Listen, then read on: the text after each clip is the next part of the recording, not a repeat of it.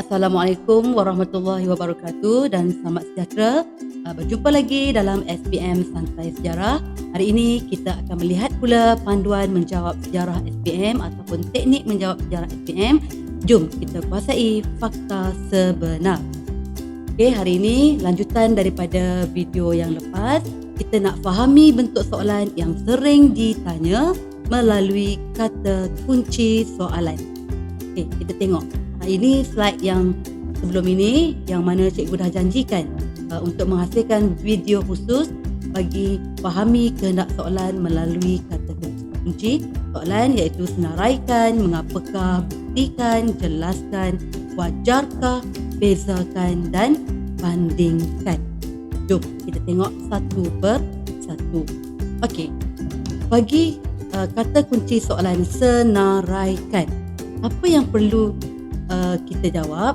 Hanya perlu tulis fakta sahaja tanpa huraian dan contoh. Okay, biasanya soalan struktur dan juga soalan esei pecahan soalan A. Okay, contoh soalan dia, senaraikan dua kuasa imperialis barat di Asia Tenggara, 2 markah.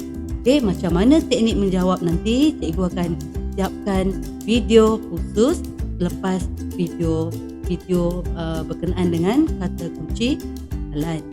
Okay, seterusnya kata kunci yang lain, yang kedua, mengapakah atau bagaimanakah. Okay, apa yang dikehendaki oleh soalan yang mempunyai kata kunci mengapakah dan bagaimanakah? Calon perlu memerihalkan fakta dan perlu beri huraian.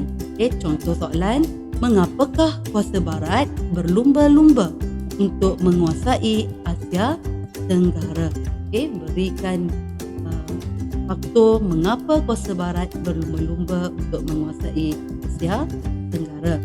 Okay, kata kunci soalan yang seterusnya adalah huraikan atau diberi juga bincangkan atau buktikan. Apa yang perlu calon buat atau apakah kehendak soalan bila kata kunci huraikan, bincangkan dan buktikan? Calon perlu memerihalkan fakta beserta huraian dan disertakan contoh.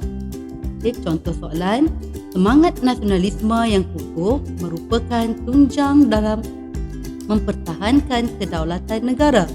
Buktikan kebenaran pernyataan tersebut. Okay, 4 markah. Okay, kata kunci soalan yang seterusnya, wajarkah. Okay, soalan yang popular, wajarkah. Kehendak soalan wajarkah, calon perlu kemukakan satu pendirian. Okay, calon perlu kemukakan satu pendirian sahaja dan beri alasan yang menyokong kepada pendirian. Okay, menyokong kepada pendirian. Contoh soalan, Pakatan Murni menjadi pencetus kepada kestabilan politik negara. Wajarkah pernyataan tersebut? Okey, 4 markah. Ini soalan struktur lah. Okey, seterusnya yang kelima, kata kunci soalan dia bezakan. Okay, apa yang perlu calon tahu bila soalan bezakan? Calon perlu kemukakan kelainan atau ketidaksamaan antara perkara yang ditanya. Contoh soalan, bezakan antara pilihan raya kecil PRK dengan pilihan raya umum PRU di Malaysia. Okey, 4 markah. Dan nombor 6, kata kunci soalan yang sering ditanya adalah bandingkan. Okey, bandingkan. Jika kata kunci bandingkan, apa kehendak soalan? Soalan dia meminta calon kemukakan persamaan dan perbezaan antara perkara yang ditanya.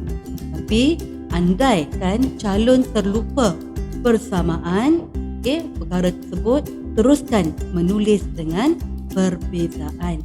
Okay, contoh soalan, bandingkan perjuangan antara Kesatuan Melayu Muda KMM dengan Kesatuan Melayu Singapura KMS.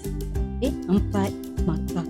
Okey, untuk keenam kata kunci soalan yang cikgu telah bacakan tadi, akan cikgu sediakan video khas skrip jawapan contoh untuk mendapat markah yang terbaik. Jadi tunggu video berikutnya untuk kita sama-sama memahami, sama-sama tengok macam mana untuk mendapat markah yang terbaik bagi kata kunci soalan yang telah cikgu naraikan.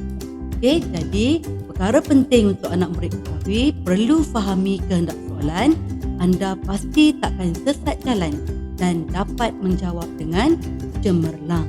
Okey, teruskan menonton video untuk mengetahui fakta-fakta, mengetahui cara-cara untuk mendapat markah yang terbaik dalam peperiksaan.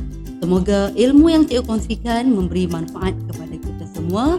Jangan lupa untuk teruskan bersama SPM Santai Sejarah. Sekian dulu. Assalamualaikum warahmatullahi wabarakatuh.